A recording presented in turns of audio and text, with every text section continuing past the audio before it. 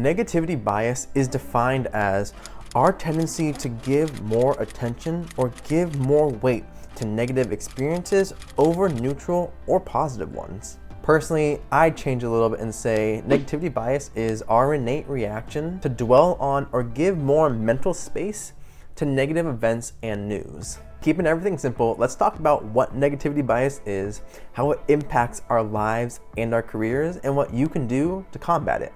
Let's jump right in. My name is Michael, also known as KES, and I'm an intentional optimist. And you might wonder, well, what the heck is that? Well, to me, it means that in spite of negative news being spread more easily or negative events happening, I choose to look on the bright side, all things considered, and intentionally be more optimistic about everything else to come. But I also know that that's not exactly easy to do all the time. Negativity bias is really hard to get over and to overcome. And it's made even harder by the fact that traditional media, social media, the internet, it's all filled with a lot of negativity because negativity spreads a lot more easily. But let me tell you why.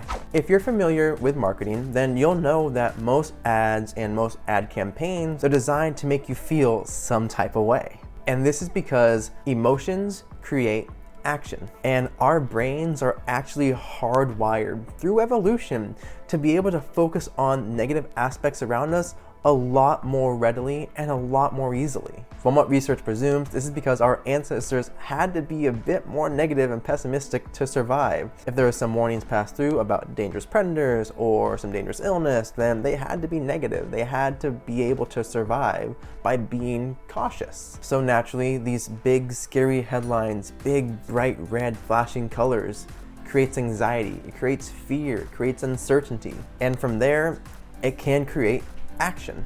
Now, whether that's sharing the information, liking it, commenting, or doing something actually in person, like running to the bank, withdrawing all your savings, going to the middle of the woods, building an underground bunker, and living on top ramen for years, goes back to that kind of core evolution that because we're hardwired to look for negativity, this again invokes action from reaching into those emotions. And while emotions create action, we all have to remember that there's a thing called herd mentality. When a large group of people start to do one certain action, that action has a much more likely chance of being replicated by someone else. It's like a bank run. When a lot of people believe that they won't be able to access their money, they run to the bank and withdraw as much as possible or withdraw all of it so they can hold on to it physically in person. Now, if one large group does that, this can create uncertainty, fear, and panic, which then inspires others to do the same. And then from there, that group grows larger, others grab onto that, and they do the same. And then as a result, we have a bank run. The bank doesn't have enough assets on hand because the group,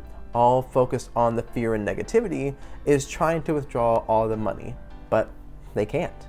Because we will more readily place huge importance on negative events, even if they are very, very small as compared to a neutral or positive event, this can lead us to being much more risk averse. This can also lead to tunnel vision, where we are only able to focus on the negative aspects because that seems to be all there is. That in turn has a huge impact on our lives, our quality of life, and our careers. By only seeing negative outcomes, we can accidentally limit ourselves and limit all of our potential because we're so focused on the negatives that could happen or the negatives we've seen happen without being able to take into account all the positives that can happen too. So then how are you able to neutralize this? How are you able to move beyond your negativity bias? First, be aware of content and intentions. If you're aware of things like power words, so X destroyed Y, impending crash, Y has failed Z, and so on. If you're aware of why these words are used to, again,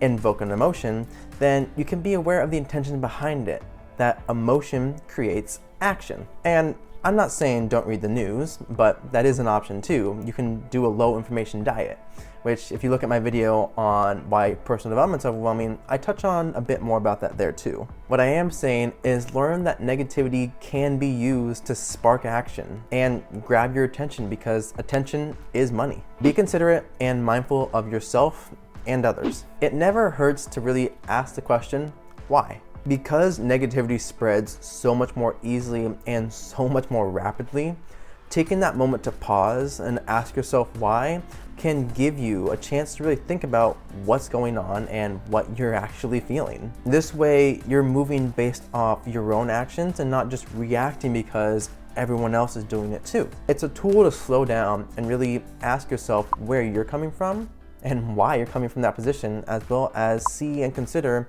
where someone else is coming from too, and know your options. To avoid making rash decisions in your career or decisions that you later regret in your personal life, gather as much information as possible and understand what your options are in relation to everything else going on around you. We can be spurred to take action because of negativity bias, so we must be quick to listen, slow to speak, and slow to anger. If you really take your time to slow down and consider the information around you, consider your options, you can choose an action that's much more beneficial to you rather than being dragged along by a whirlwind of emotions when everything feels like it's out of your control. For more ways to combat negativity bias, check out my video on increasing your optimism. Like and subscribe if you haven't already. Follow me on Instagram. I hope you have a wonderful day, keeping everything simple. I will see you guys in another video.